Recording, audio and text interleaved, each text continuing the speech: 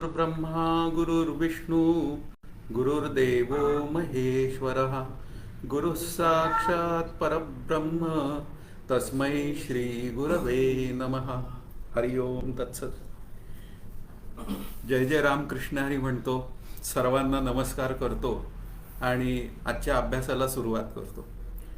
अभंग क्रमांक 17 ज्ञानेश्वर महाराजांच्या हरिपाठातला तो आजच्या अभ्यासाचा आपला विषय आहे. आणि अभंग क्रमांक 17 हरिपाठ कीर्ती मुखे जरी गाय पवित्र तो होय देह त्याचा.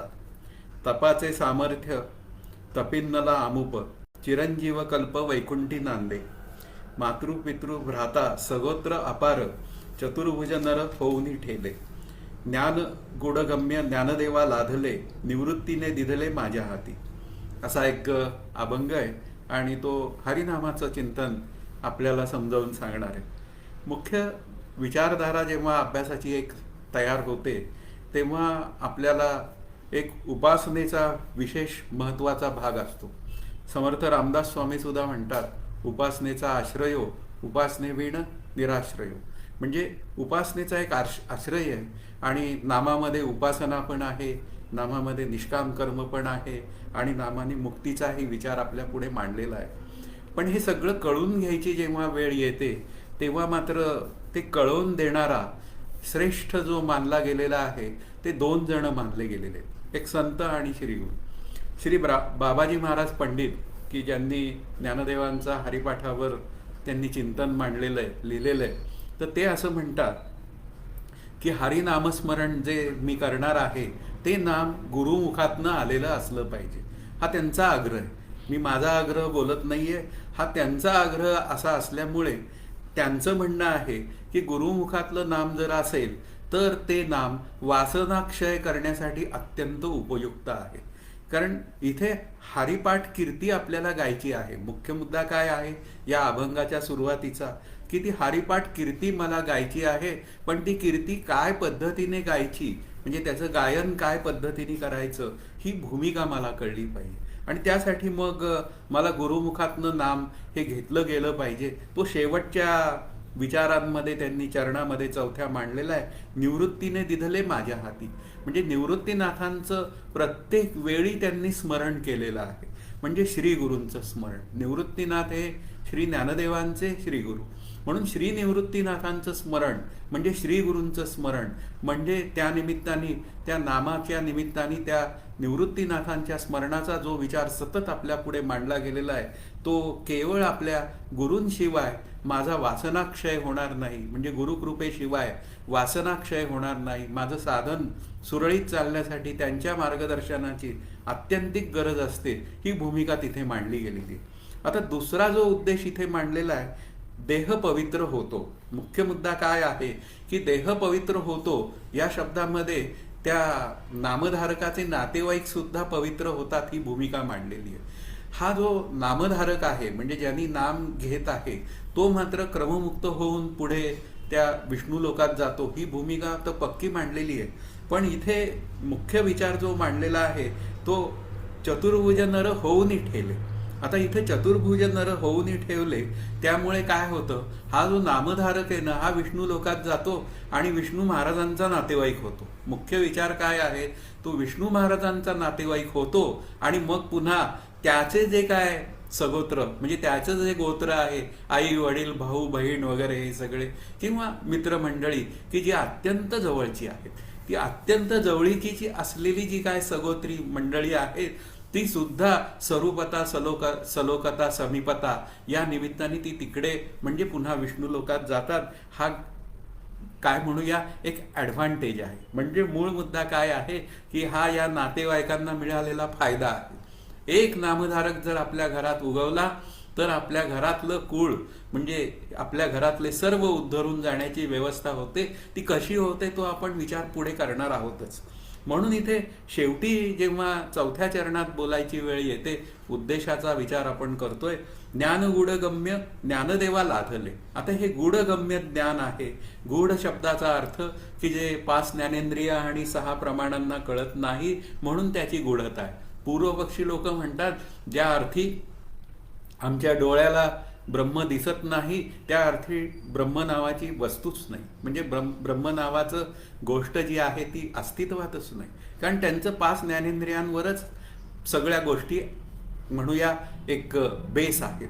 म्हणजे इथे काय आहे की आपण जर नामस्मरण केलं तर ज्ञानदेव म्हणतात की ज्ञानरूपता ही नामस्मरणाने म्हणजे चित्त शुद्ध चित्त शांत होऊन थोड्याशा आत्मविचाराने म्हणजे पुन्हा मुखी नाम हाती मोक्ष किंवा आपण म्हणू एक हरी आत्मा जीव शिव समा या न्यायाने. मुख्य मुद्दा काय आहे की तो आत्माच हरी रूपाने माझ्या पुढे आलेला आहे आणि त्या हरी नामस्मरणाचा ठसा मागच्या 16व्या अभंगाचा विचार आहे तो माझ्या अंतःकरणावर उमटलेला आहे. आणि असा अंतःकरणावर जेव्हा उमटतो तेव्हा तो त्या म्हणूया त्या हरिपाठाचं थोडंसं चिंतन आपल्याला करायला लावतो आणि त्या थोड्याशा चिंतनाच्या निमित्ताने नामनामीचा अभेद सिद्ध होतो आणि मी माझ्या स्वरूपाशी एकरूप होतो. म्हणजे या नामधारकाला जीवनमुक्ती पण आहे. पण मूळ मुद्दा एखाद्या नामधारकाने जर का जीवनमुक्तीचा विचारच केला नाही तर, मागे मी तुम्हाला एकदा सांगितलं, पंढरपूरला मी अनेक भक्त पाहिलेले आहेत, वारीमध्ये अनेक भक्त पाहिलेले आहेत, केवळ ज्ञानबा तुकाराम म्हणत जातात आणि त्यांना विचारलं की अहो तुम्हाला ते जीवनमुक्तीचा विचार माहिती आहे का? तर ते म्हणतात कसली आली जीवनमुक्ती, आम्हाला फक्त 2-3 गोष्टी माहिती आहेत. एक म्हणजे आम्ही वारकरी आहोत, 2 आम्हाला ज्ञानबा तुकाराम महाराजांनी दिलेलं रामकृष्ण हरी हे नाम आहे, 3 आम्ही पंढरपूरला चाललेलो आहोत, आम्हाला पंढरपूर शिवाय दुसरं दैवत नाही. आणि पुन्हा आम्ही जेव्हा ज्ञानदेवांच्या आळंदीला येतो तेव्हा ज्ञानदेवांच्या ठिकाणी आम्ही पुन्हा पंढरपूरच्या पांडुरंगाला पाहतो आणि पंढरपुरात गेल्यावर सर्वांमध्ये आम्ही ज्ञानदेव तुकाराम महाराज पाहतो. बाकी आम्हाला काही माहीत नाही. आम्ही केवळ नामस्मरण करतो आणि प्रत्येकामध्ये काय पाहतो, त्या विठ्ठलाचं रूप पाहतो, त्या ज्ञानदेवांचं रूप पाहतो, त्या तुकाराम महाराजांचं रूप पाहतो. आम्हाला दुसरं काही नको, आम्हाला विठ्ठलाजवळ राहायचंय, आम्हाला ज्ञानदेवांजवळ राहायचंय. अशी वारी करणारी लोक आहेत.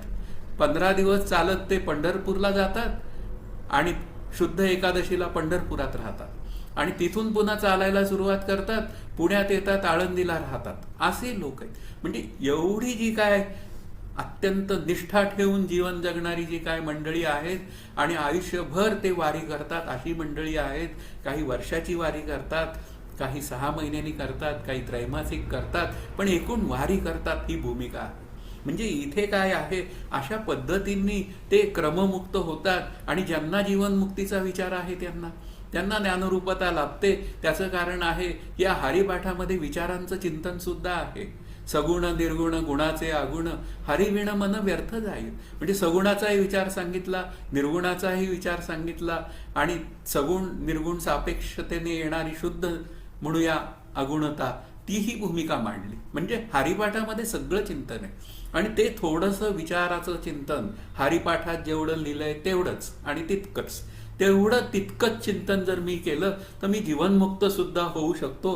ही खरी भूमिका आहे. म्हणून नामाने ज्ञानरूपता सहज सिद्ध आहे ही भूमिका या अभंगातनं आपल्या पुढे येते आणि ती भूमिका आपल्याला आता स्पष्ट करायची आहे. म्हणून पहिलं चरण.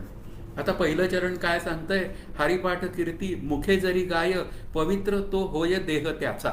मुख्य तो त्याच्या देहासह पवित्र होतो जो हरी नामस्मरण करतो. अशा पद्धतीने हरिमुखाने म्हणजे हरिमुखे म्हणा आणि मग जो नाम घेतो ते हरीचंच मुख आहे अशी भूमिका आपल्याला मांडता येते. म्हणून हरिनामाने काय फळ प्राप्त होतं, समर्थांनी एका ठिकाणी म्हणलं, आता श्रवण केलियाचे फळ क्रिया पालटे तात्काळ. मुख्य विचार काय आहे, आता हरिपाठ श्रवण केलियाचे फळ.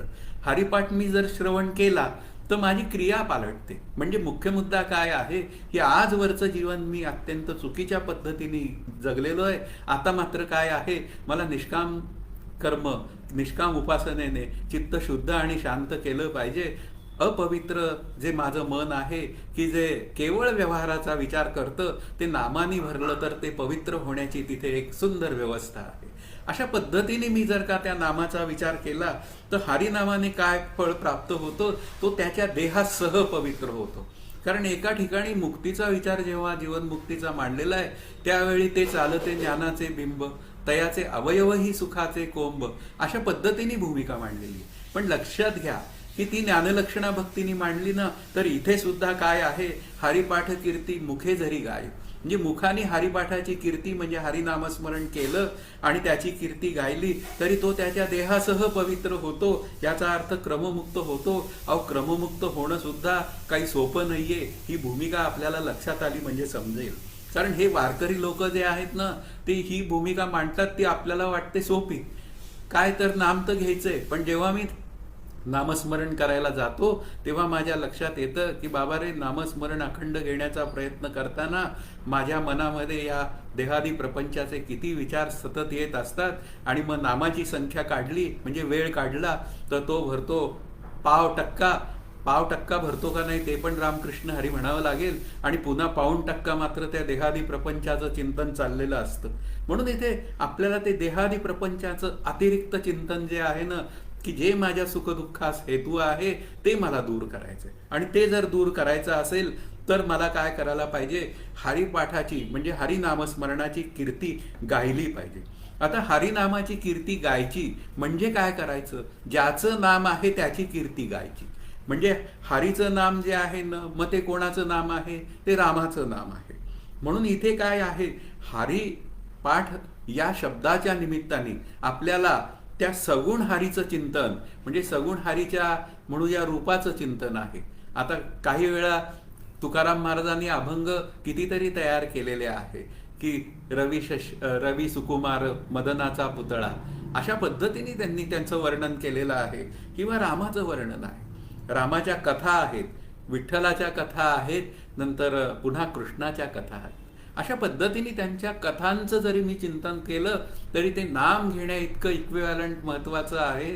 त्याचं कारण आहे की त्यांच्या कथांच्या निमित्ताने त्या कथा मला कळतात आणि त्या कथेतनं मला काय वागणूक मिळाली ही भूमिका असते. म्हणून काही कथा ज्या असतात ना, त्या शूरपणाच्या आहेत. जेव्हा दाशरथी रामाकडे हे विश्वामित्र ऋषी आले आणि विश्वामित्र ऋषी काय म्हणाले की ही तुझी 2 मुलं माझ्याबरोबर दे, कारण हे राक्षस लोक सतत या म्हणूया यज्ञांमध्ये विघ्न आणतायत आणि या विघ्न आणतायत, तर यांचा जो बंदोबस्त आहे हे तुझे 2 पुत्र राम आणि लक्ष्मण हे दोन्ही पुत्र त्याला समर्थ आहेत.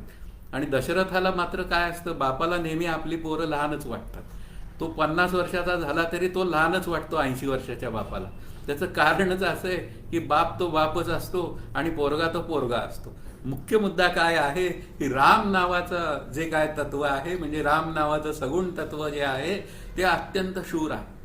मुख्य मुद्दा काय आहे, ते शूर आहे. मग ते घेऊन गेले विश्वामित्र ऋषी आणि विश्वामित्र ऋषी घेऊन गेले आणि तिथे त्यांनी त्या राक्षसांचा निपात केला. यज्ञ निर्विघ्नपणे समाप्त झाले म्हणजे पूर्णत्वाला गेले. तर याचा अर्थ आपल्याला लक्षात घ्या की यामध्ये रामाच्या शूरपणाची कथा आहे. आणि ती कथा मला कुठे घेऊन गेली तर मला ती धैर्य प्रदान करून जाते की अरे, रामाकडे म्हणूया आपण की खूप मोठं अपरिमित सामर्थ्य आहे, पण ते त्यांनी कधी वापरलेलं नाहीये. रामावतारामध्ये कधी वापरलेलं नाही, कृष्णा अवतारामध्ये वापरलेलं आहे, पण रामावतारामध्ये वापरलेलं नाहीये. मग राम एवढे धैर्यवान होते, नंतर मग मी थोडासा त्यांच्या 1% का धैर्यवानता दाखवू नये. म्हणजे माझ्या देहादी प्रपंचात जेव्हा नको असलेले प्रसंग म्हणजे प्रतिकूल प्रसंग घडतात त्यावेळी मी मात्र शांत चित्ताने त्या प्रसंगांचा सामना करू शकतो जर मी ही कथा ऐकलेली असेल. म्हणजेच मी हरिमुखाने माझी कीर्ती म्हणजे त्या रामाची कीर्ती गायलेली असेल, कारण मी पण रामरूप आहे ना. मुख्य मुद्दा काय आहे, रामाची कीर्ती. आणि मी जर रामाचा वंशज असेल तर ती माझीच कीर्ती आहे, कारण आत्मरूपाने मी आणि राम दोघे वेगळे आहोत काय. इथे वेगळे पण कुठे नाहीये हे सिद्ध करायचंय हरी नामस्मरणाच्या निमित्ताने. म्हणून इथे मला धैर्य प्रदान होतं. हा एक मुख्य भूमिकेचा विचार जो आहे तो हरिपाठ कीर्ती मुखे जरी गाय हा पण एक आहे. पुढे भक्तीच्या निमित्ताने प्रेम निर्माण होतं. आता कृष्णाच्या भक्तीचा विचार उदाहरण देतो मी. ती एक कुब्जा नावाची जी होती ना एक स्त्री, ती कृष्ण भक्त होती आणि ती कृष्णाची प्रतीक्षा ती कितीतरी जन्मोजन्म करत होती. आणि ते द्वापार युगात भगवान श्रीकृष्ण तिला भेटले आणि तिला म्हणाले, हे सुंदरी. आता ती कुब्जा कुरूप होती दिसायला आणि ती रडायला लागली तिथे आणि ती म्हणाली, अरे बाबा, मी कुरूप आहे दिसायला आणि तू मला सुंदरी म्हणतो, तू माझी अवहेलना करतोस काय. अशी भूमिका त्या कुब्जानी मांडली. पण भगवान श्रीकृष्ण पुन्हा म्हणाले, हे सुंदरी. आता हे सुंदरी म्हटल्यानंतर भगवान श्रीकृष्ण तिला म्हणाले की आता तुझी कुरूपता वगैरे ही जी शरीराच्या निमित्ताने दिसतीये ना, ती जाण्याची वेळ आलेली. आणि अशा पद्धतीने भगवान श्रीकृष्णांनी तिला जस्ट हात लावला आणि पुढे उभं केलं. म्हणजे मुख्य मुद्दा, ती कडाकडा काय म्हणूया तो कुबडचा भाग होता तो निघून गेला आणि त्या कुब्जाचं रूपांतर एका सुंदर स्त्रीमध्ये झालं. केवळ भक्तिप्रेमाचा विषय. त्या निमित्ताने त्या कुब्जाच्या डोळ्यात आनंदाश्रू होते आणि ती म्हणाली की ही जी काय चंदनाची उटी आहे ती मला तुला लावायची आहे भगवंता, तर तू माझ्या झोपडीत ये. आणि भगवंतानी ते अत्यंत आनंदाने मान्य केलं. आणि भगवंत काय झाले, माझ्याकडे खूप कामं आहेत, तुमच्या त्या जरासंधाचाही बंदोबस्त लावायचा आहे. आणि तिथे त्याचा बंदोबस्त लावला आणि ते कुब्जेच्या घरी गेले. हे दोन गोष्टी आहेत, शूरपणा पण आहे आणि भक्ती पण आहे. अशा पद्धतीने हे सगळं जे काय भक्ती प्रेम वगैरे या गोष्टी माझ्या जीवनामध्ये या हरिनामाने येतात, हरिनामाच्या कीर्तीने माझ्या पुढे येतात. म्हणून व्यावहारिक जीवन माझं आनंदाचं होतं. आपल्याला लक्षात ठेवलं पाहिजे की व्यावहारिक जीवन आनंदाचं होतं. व्यावहारिक जीवनात न्याय नीती धर्माने वागण्याची या कथांमुळे माझ्या अंतःकरणात एक म्हणूया लकेर निर्माण होते. त्यानुसार मी जीवन जगतो. आणि मग जे म्हणूया पसायदानात म्हणतात, भूता परस्परे जडो मैत्र जीवांचे. म्हणजे प्रत्येक भूतामध्ये मी मित्रत्व पाहतो, कुठे शत्रुत्व हे माझ्या अंतःकरणात दिसतच नाही. अशा पद्धतीने ही जी काय अंतःकरणाची द्रवीभूतता आहे ती या नामस्मरणाच्या निमित्ताने येते. म्हणून जो नाम प्रेमाने घेतो, इथे प्रेमभक्तीचा विचार जास्त आहे की इथं जो नाम प्रेमाने घेतो त्याच्या देहासह तो पवित्र होतो. नामाचे महत्व यामध्ये दडलेलं आहे की पवित्र होतो या शब्दाचा अर्थ आपल्याला लक्षात घेतला पाहिजे की या नाम घेण्याच्या निमित्ताने किंवा ही नामकीर्ती ज्याची आहे त्याची सगुण कथा ऐकण्याच्या निमित्ताने माझी कीर्तन भक्ती घडते. एखादी कथा मला माझ्या अंतःकरणाला अत्यंत स्पर्श करून जाते आणि ती स्पर्श केलेली कथा मी जेव्हा दुसऱ्याला सांगतो तेव्हा कीर्तन भक्ती घडलेली असते. म्हणजे काय होतं, त्यांनी पापाचा तर कळप पळतो पण पुण्यसाठा निर्माण होतो. इथे या अभंगामध्ये काय सांगायचं आहे ना, तर पुण्यसाठा जास्त निर्माण होतो. आणि पुण्यसाठा निर्माण झाल्यामुळे काय होतं, मी कुठे जातो हा एक विचार पुढच्या चरणाचा विचार. म्हणून धर्माचे आचरण घडते, पुण्याच्या साठ्यामध्ये धर्माचे आचरण घडते. हरीची दासा हरी दाही दिशा अशी माझी अंतःकरण वृत्ती तयार होते. आणि नामाने मग हा जो भेदभ्रांतीचा विचार आहे की याच्यामध्ये मग भेदभ्रांतीला ज्यावेळी ज्ञानलक्षणा भक्तीने विचार करायची वेळ येते, प्रत्येक भेद कल्पित आहे म्हणून मिथ्या आहे, म्हणून सतासत विलक्षण अनिर्वचनीय आहे. आणि हरिनामामध्ये काय म्हणतो तो, नाही नाही, प्रत्येक ठिकाणी काय आहे ते कृष्णाचंच रूप आहे, ते रामाचंच रूप आहे. अशा पद्धतीने थोडक्यात भेद मिटतो. थोडक्यात जे मिटतं ना ते फार महत्वाचं आहे. आणि थोडक्यात आणि लवकर दोन्ही बाजून. मग आता काय आहे, पुण्यातनं जर का दुपारी 12 वाजता मला स्टेशनला जायचं असेल तर काय केलं पाहिजे, मेट्रो वापरली पाहिजे. माझ्या घरापासून मेट्रो आहे, 25 रुपयात ती मेट्रो नेते लवकर, 5, 10, 15 मिनिटात ती मला तिकडे नेते. आणि इथं मी ट्रॅफिकमधनं गेलो तरी तासभरात स्टेशनला जात. म्हणजे सोपं काय, स्वस्त काय, या भूमिका आपल्याला लक्षात आल्या तर मग काय आहे, हरिनामस्मरण काय आहे ते मला आधी पण उपयोगाला येतं जीवनमुक्त करायला. आणि जीवनमुक्त झाल्यावर सुद्धा मी नामच घेतो. म्हणजे इथे काय आहे, श्री ज्ञानदेव मात्र त्या नाम करणाऱ्याविषयी पुन्हा प्रमाणं दिली पाहिजेत. तुम्ही म्हणाल प्रमाणं द्या आम्हाला, मग प्रमाणं पण इथे मिळालेली आहेत. म्हणून गा नमस्कारू तया ते आम्ही. जो नाम घेतो ना त्याच्याबद्दल श्री ज्ञानदेव म्हणतायत, म्हणून गा नमस्कारू तया ते आम्ही. जो नामस्मरण करतो त्याला आम्ही नमस्कार करतो. स्पष्ट. मग कोणी का असे ना त्या नामाचं म्हणूया स्मरण करणारा तो कोणत्या जातीचा आहे, कोणत्या धर्माचा आहे, ही भूमिका इथं नाहीये. इथे जो नामस्मरण करतो त्याला आम्ही नमस्कार करतो. आणि पुन्हा माथा मुकुट करू तयाची टाच धरू. मुख्य विचार काय आहे की त्याला आम्ही डोक्यावर घेऊन नाचू, माथा मुकुट करू. आणि पुन्हा तयाची टाच धरू या शब्दाचा अर्थ त्याला आम्ही नमस्कार सुद्धा करू. तयांची कीर्ती श्रवणी आम्ही लेऊ, आम्ही त्याची श्रवणातनं कीर्ती सुद्धा गाऊ. अशा भक्ताचं, हरिनाम घेणाऱ्या भक्ताचं वर्णन श्री ज्ञानदेवांनी केलंय. पुन्हा आता मग ज्ञानदेवांनी केल्यावर भगवंतांनी काय बोललंय हा विचार ज्ञानदेवांनी त्यांच्या ओवीमध्ये मांडला. परितयाचे चरित्र ऐकती जे. आता कोणाचे चरित्र? कारण इथे मी म्हणलोय ना की नाम ज्याचं आहे तो राम, नाम ज्याचं आहे तो सगुण श्रीकृष्ण. हे दोन्ही कसे आहेत? दोन्ही एकरूपच आहे. त्यांची कथा ऐकली तरी नाम घेतल्यासारखं आहे, नाम घेतलं तरी कथा डोक्यात येते. म्हणून परितयाचे चरित्र ऐकती जे. ज्याचं नाम आहे म्हणजे रामाचं नाम घेणारे राम, तर ते राम आहेत. ते कसे आहेत? त्याचं चरित्र गा. ऐकती जे तेही प्राणा परवते आवडती हे निरुते. तेही मला प्राणापेक्षा जास्त प्रिय आहेत असं भगवान श्रीकृष्ण म्हणतात. आणि आणखीन पुढे म्हणतात, जे भक्त चरित्राते प्रशंसिती. म्हणजे जे भक्त या चरित्राते प्रशंसिती या शब्दाचा अर्थ ते प्रशंसा करतात, या शब्दाचा अर्थ कीर्तनामध्ये रूपांतर करतात. ही भूमिका भगवंताला मान्य आहे. म्हणून मग ज्ञानदेव पुढे म्हणतात, हे विश्वची माझे घर, ऐसी मते जयाची स्थिर, किंबहुना चराचर आपणची झाला. ही भूमिका आहे. आणि मग ते म्हणतात, मग याही वरी पार्था माझी या भजनी आस्था, तया ते मी माथा मुकुट करी. असा माझ्या भजनात जो विश्वरूपात मला पाहतो त्याला मी मुकुटाला धारण करतो. म्हणजे इथे काय आहे, मला जर का माऊलींच्या जवळ जर घर बांधायचं असेल तर मला काय केलं पाहिजे? नुसतं आळंदीत जाऊन राहून चालणार नाही. नाहीतर काय होतं, मग आम्ही आता काय करतो, शिवगडाजवळ घर घेतो. अरे घर घेऊन काय उपयोग आहे? त्या गुरूंच्या अंतःकरणात घर घेतलं पाहिजे. त्यांच्या अंतःकरणात घर घ्यायचं असेल तर मी काय घेतलं पाहिजे? नाम घेतलं पाहिजे. आणि नाम घ्यायचं असेल तर ते मग काय आहे, ते घर करण्यासाठी मला त्यांच्या श्री गुरूंच्या अंतःकरणात घर करून राहण्यासाठी प्रेमाने त्यांचं अंतःकरण जिंकलं पाहिजे. आणि प्रेमाने अंतःकरण जिंकायचा एकच मार्ग आहे, तो नामभक्तीचा मार्ग. यापेक्षा दुसरं काही नाही. म्हणून नामस्मरण हेच मुख्य साधन आहे. पुन्हा नाथ महाराजांचं प्रमाण आहे. पुन्हा नामाबद्दल ते म्हणतात, पवित्र तो देह सदा ज्याचा नेम.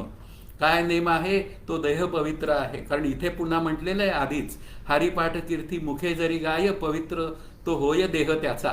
त्याचा देह पवित्र होतो. वाचे गावे नाम सर्व भावे. मुख्य मुद्दा काय आहे की तो काय करतो, त्या नामाचंच गायन सतत करतो. पुढे म्हणतायत की एका जनार्दनी धन्य ते शरीर.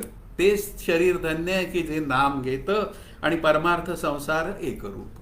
दोन्ही त्याचं एकरूप होऊन जातं. प्रपंचही होतो आणि परमार्थही होतो. पुन्हा प्रपंच करायला, देहादी प्रपंच करायला तो येत नाही. हा गुरुमुखातनं आलेल्या नामाचा महिमा आहे. हे लक्षात घ्या. असं गुरुमुखातनं आलेलं नाम श्री बाबाजी महाराजांना मान्य आहे. सुरुवातीला नाम आपण घेतलं हे मान्य, पण त्या नामातनं जेव्हा मला श्री गुरूंची भेट होते तेव्हा श्री गुरूंपाशी जाऊन मी निदान माझ्या बाजूनी तरी म्हणावं की आता मला मुक्त करण्यासाठी काहीतरी नाम द्या, मला आपला शिष्य करा. किंवा मी इतका पवित्र असलो पाहिजे, ऐसी ही कर्मसांबे दशा, जेथ होय विरेशा, तेथ सद्गुरू भेटे आपैसी आजी. मग त्या सद्गुरूंच्या मनात तरी आलं पाहिजे की अरे आलेली व्यक्ती खूप अभ्यास संपन्न आहे, तिला आता अनुग्रह देण्याशिवाय पर्याय नाही. काही करा पण श्री गुरुचा अंकित व्हा, ह्याशिवाय आपल्याला दुसरा पर्याय नाही.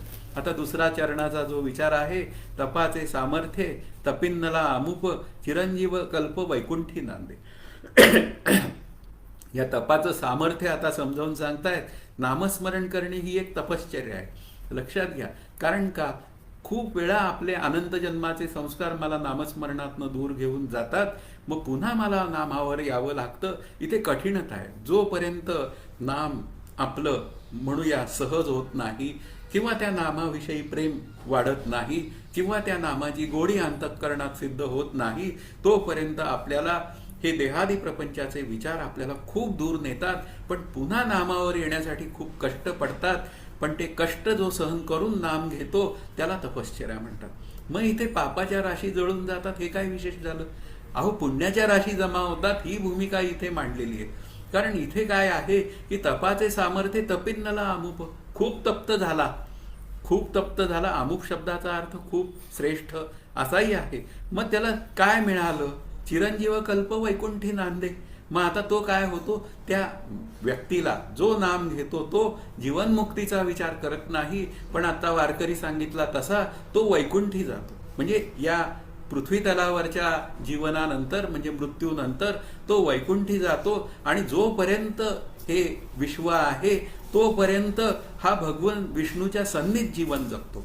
मुख्य मुद्दा काय आहे, 100% जगतो. या व्यावहारिक लोकातलं आयुष्य आहे ना 100 वर्षाचं आहे फक्त, असं म्हणूया, ते म्हटलं गेलेलं आहे. पण तिथे मात्र तो अनेक कल्पच्या कल्प जगतो. म्हणजे काय आहे, या पृथ्वी तलावरच्या आयुष्याच्या मानाने वास्तवात तो जसा काही जणू काही चिरंजीवच झालेला असतो.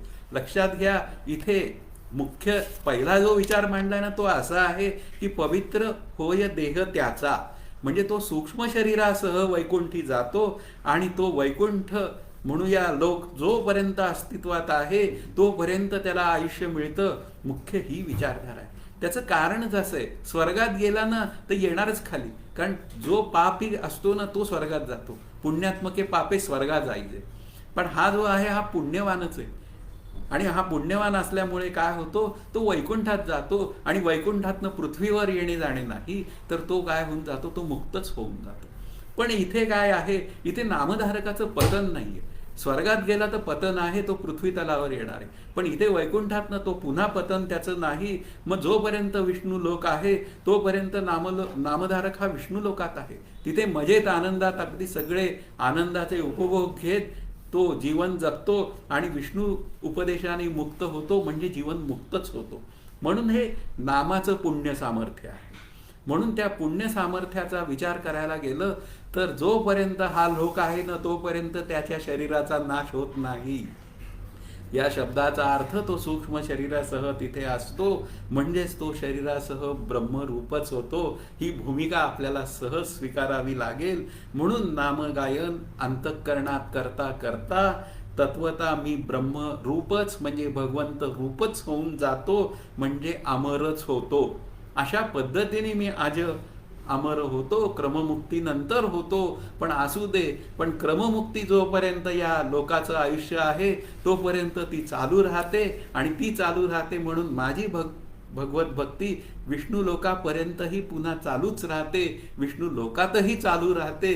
अशा पद्धतीने तो अमर होतो. म्हणून चिरंजीव कल्प वैकुंठी नांदे. अशा रीतीने चिरंजीवता ही याची सांगितली.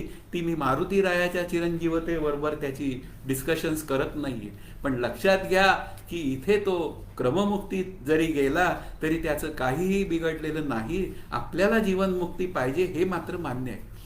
हेची देही हेची डोळा भोगू मुक्तीचा सोहळा ही भूमिका अत्यंत मान्य आहे. पण ती भूमिका ज्यांना मान्य नाही त्यांना मात्र क्रममुक्तीचा विचार हा मांडला गेलेला आहे. मग आता पुढे फायदे काय होतात, त्यातला तिसरा विचार म्हणजे तिसऱ्या चरणाचा विचार आहे.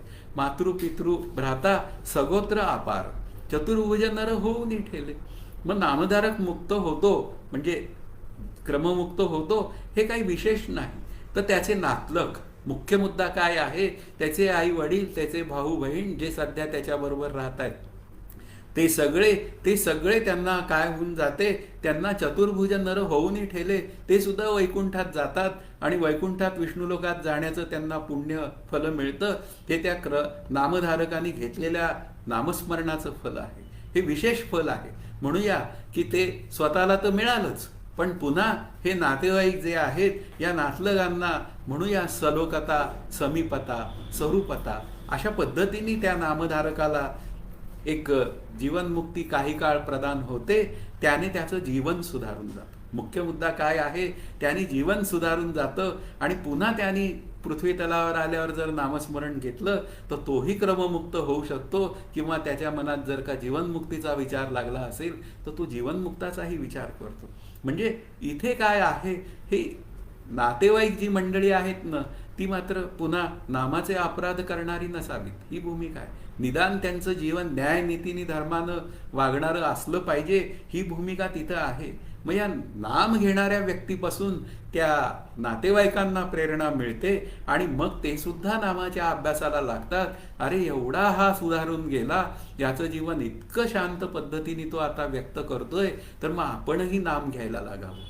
अशा पद्धतीने काही आपले नातेवाईकही नामस्मरणाला लागतात, हा अभिप्राय सुद्धा इथे आपल्याला व्यक्त करता येऊ शकतो. आणि मग नामाचा अभ्यास करून विचार केला तर ते जीवनमुक्त होतात आणि पुन्हा या पद्धतीने चित्तशुद्ध होऊन शांत होऊन तो क्रममुक्त होतो. ही भूमिका आहे.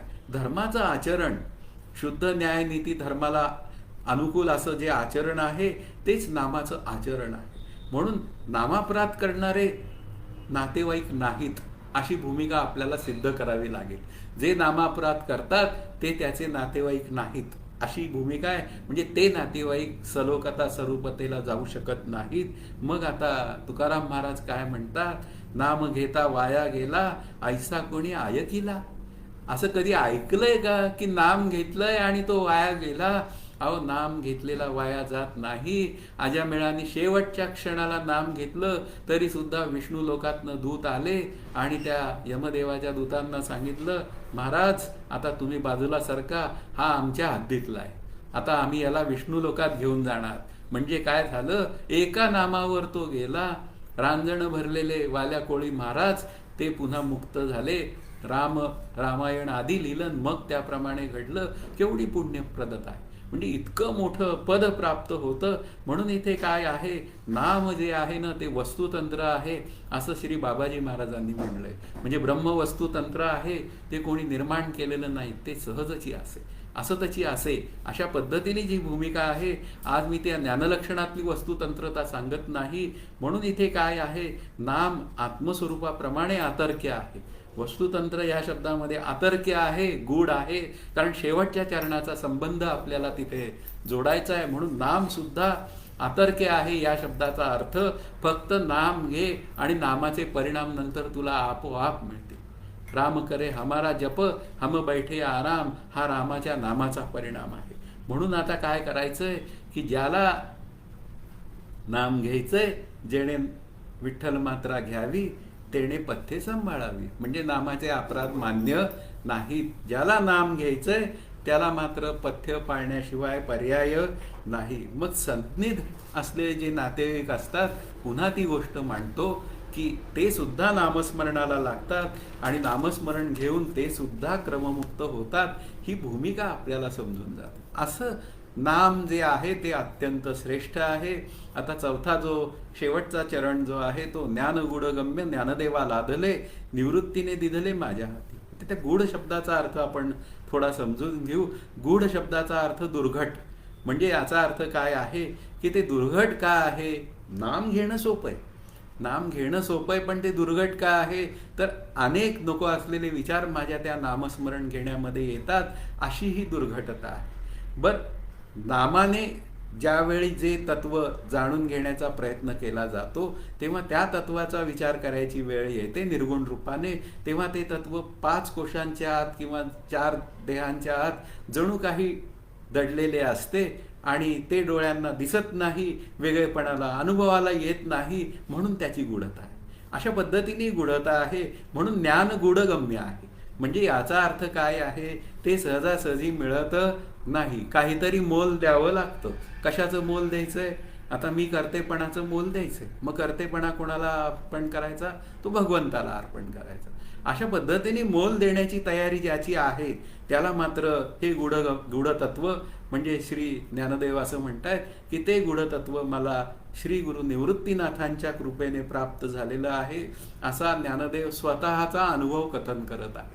म्हणजे ते स्वतःचा अनुभव जेव्हा कथन करतात तेव्हा मला श्री गुरूंकडनं नाम घेतल्याशिवाय माझ्या जीवनमुक्तीचा मार्ग हा ओपन होत नाही. ही भूमिका पक्की आहे. गुलाबराव महाराजांचं परत पुन्हा एकदा मी वचन सांगतो की जो स्वतःहून नाम घ्यायला लागतो त्याचा पापक्षय होतो आणि सद्गुरूकडनं नाम घेतो त्याचा वासनाक्षय होतो. आणि वासनाक्षयामध्ये जीवनमुक्तीचा विचार आहे आणि पापक्षयामध्ये क्रममुक्तीचा विचार आहे. काय पाहिजे ते ठरवा.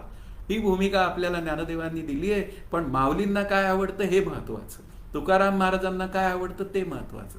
मग तुकाराम महाराज काय म्हणतात, हेची देही हेची डोळा, भोगू मुक्तीचा सोहळा. म्हणजे त्यांना जीवनमुक्ती मान्य, सायुज्य मुक्ती समर्थांनाही मान्य, ज्ञानदेवांनाही मान्य. भरला घनदाट हरी दिसे हे या ठिकाणी आत्ता या पृथ्वी तलावर मी असताना अशा पद्धतीने ती भूमिका आहे. मग ती भूमिका मला जर माझ्या अंतःकरणात सिद्ध करायची असेल, ते निवृत्तीनाथांनी मला दिलं. पण ते कसं आहे, ते कसं दिलं, तर ते दिलं की सगुण निर्गुणच रूप आहे असा भाव तयार करा असं म्हणाले. ज्ञानदेव काय आहे ते पहिल्यापासूनच तयार आहेत, पण ते आता मला समजावून सांगतायत असा भाव कर. जोपर्यंत तू म्हणजे मी असा भाव तयार करत नाही, तोपर्यंत काय आहे, सगुण आणि निर्गुणातला भेदभाव माझ्या आनंदाला तो काय म्हणूया पूर्णपणे न्याय देऊ शकत नाही. म्हणून इथे काय आहे, सगुण आणि निर्गुण दोन्ही एकरूप आहे असा भाव तयार होणं ही दुर्घटच आहे. अशा रीतीने ते सगुण निर्गुण एकरूपतेचं ज्ञान गूढगम्य आहे, हाही विचार इथे आपल्याला मांडलाय. पण आता काय आहे, आता हे दुर्घट जरी असलं तरी सुद्धा संत श्रीगुरु सहवासातनं ही दुर्घटता दूर होते. म्हणून इथे काय आहे, ते श्रेष्ठ आहे. म्हणून त्यांनी दिलेलं नाम श्रेष्ठ आहे. मग यासाठी काय करायचं, त्यांची सेवा करायची आणि अभ्यासपूर्वक आपलं अंतःकरण ब्रह्मरूप होण्यासाठी ती जी काय सेवा श्रद्धा जी आहे ती महत्त्वपूर्ण ठरते. म्हणून इथे निष्कपट सेवा मुख्य विचार काय आहे की त्याच्यामध्ये एखादी व्यक्ती येते सेवा करताना, त्यावेळी त्या व्यक्तीलाही अंतर्भूत करून घेण्या इतपत माझी श्रीमंती असली पाहिजे. नाहीतर मी इतका दरिद्री ठरतो श्री गुरु सेवेच्या बाबतीत, हे माझं मला कळत नाही की तिथे काय आहे, संपूर्ण काय म्हणूया एक ब्रह्मच शरीर रूपाने उपस्थित आहे, पण ती सेवा सुद्धा मला धड करता येत नाही. आता याला रामकृष्ण हरी म्हणण्याशिवाय काय हरकत आहे. अहो मनाची श्रीमंती काय आहे की सर्वांना तू श्री गुरूंना भेटू दे आणि तू शेवट भेट. कारण का की अरे तुला इथं इतके दिवस सेवा मिळाली आहे, तर आता तुला थोडी सेवा या उरलेल्या लोकांना मिळू दे. निदान सेकंदभर जरी सेवा दुसऱ्याला मिळाली तरी माणूस अत्यंत खुश होतो आणि त्या जीवावर तो अभ्यास करू शकतो. अशा पद्धतीने आहे. मग माझे शत्रू जे आहेत काम क्रोध लोभ मोह मत्सर, हे संतांच्या निष्कपट सेवेने श्री गुरूंच्या निष्कपट सेवेने दूर पळून जातात आणि त्यांनी दिलेल्या नामस्मरणाने ते दूर पळून जातात. कारण इथे कामक्रोध लोभ मोह मत्सराला थाराच उरत नाही, पूर्ण निघून जातात असा माऊलींचा अभिप्राय आहे. मग ते कामक्रोधे लिथाडीला समर्थ म्हणतात, अलीकडची भाषा, तो कैचा म्हणावा मला, अमृत सेविताच पावला मृत्यू राहो. अमृत सेवन करतानाच मृत्यू पावला. पण इथे काय आहे, हे नामामृत असं आहे ना की या शत्रूंचा बंदोबस्त होऊन जातो. अशा पद्धतीचं आहे. इथे बंदोबस्ताला वेगळे पोलीस कोणाला बोलवावे लागत नाही. नाम नावाचा पोलीस आहे. नाम नावाचं राम नाम आहे, तो रामच सगळ्यांचा बंदोबस्त लावतो. म्हणजे माझ्या अंतःकरणातील शत्रू कोण, तर कामक्रोध लोभ मोह मत्सर, दुसरे नाही. म्हणजे मुख्य मुद्दा दुसऱ्या उपाधी नाहीत. आता ते जे काय माझ्या अंतःकरणात कामक्रोध लोभ मोह मत्सर आहेत ते अगदी दूर पळून जातात असा माऊलींचा अभ्यास आहे. म्हणून इथे अगदी शेवटची सूचना अशी आहे की स्वबुद्धीने अभ्यास न करता संत श्री गुरु बुद्धीने अभ्यास करावा. म्हणजे त्यांनी दिलेल्या नामस्मरणातनं ते नाम घेत जावं. घेता घेता नाम, त्या नामाचे अनेक आयाम आपल्या पुढे येतात. त्या प्रत्येक आयामाची मी चर्चा करावी आणि ती चर्चा श्री गुरूंबरोबर केली असता मी नामरूप म्हणजे पुन्हा जीवनमुक्त होऊ शकतो. मग आता पुढे म्हणायचंय की न करिता भगवत भक्ती ब्रह्मयासी नवे मुक्ती. आता पुन्हा नाथ महाराज एकदा समजावून सांगतायत, न करिता भगवत भक्ती. आता न करिता पुन्हा नाम भगवत भक्ती असं म्हणूया आपण की त्या नामाची भगवत भक्ती जर मी केली नाही तर काय मला मुक्ती नाही, हे तर स्पष्ट. पावत्या ब्रह्मदेवाला मुक्ती नाही असं नाथ महाराज म्हणतात. म्हणजे ब्रह्मदेव सुद्धा काय करतात, नाम घेतात. आमचे शिव काय करतात, रामाचं नाम घेतात. आणि राम आमचे महाराज काय करतात, ते शिवाचं नाम घेतात. आमचे ब्रह्मदेव काय करतात, शिवाचं नाही तर रामाचं नाम घेतात. म्हणजे याचा अर्थ ते बेमालूमपणे एकमेकांचं नाम घेतात आणि ते नामभक्ती मला शिकवतात.